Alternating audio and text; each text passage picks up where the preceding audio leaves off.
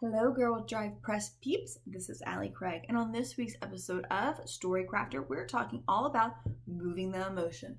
The idea of moving the emotion, honestly, is actually kind of true.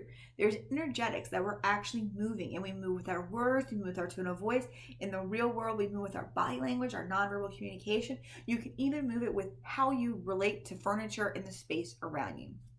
But when we're looking at the writing platform, you still can also move the emotion, no matter if it's writing sales copy, writing an ebook, or writing your next novel or best-selling book.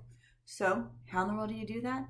It's about understanding the reality in the heart of the words around it. It's not about writing in a sense of grammatical correctness or even using the proper languaging. It's about really feeling the experience. And how do we feel the experience? It's how we communicate every single day. It's about using adjectives and verbs, and it's about hearing it, not just reading it. Many times when someone reads something, they may be reading it, but they're actually saying it inside their head, so that way they're understanding it more. So when you're reading your copy back to yourself, ask, what is this feeling?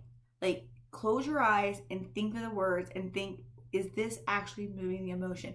Many times to move the emotions, we have to tell little stories. We have to tell little vignette stories about a TV show or a movie or something that is something they've always wanted to happen. So something iconic in family where even though there's not a specific element like it was on this TV show at this time, it's a story, a universal story that we all have.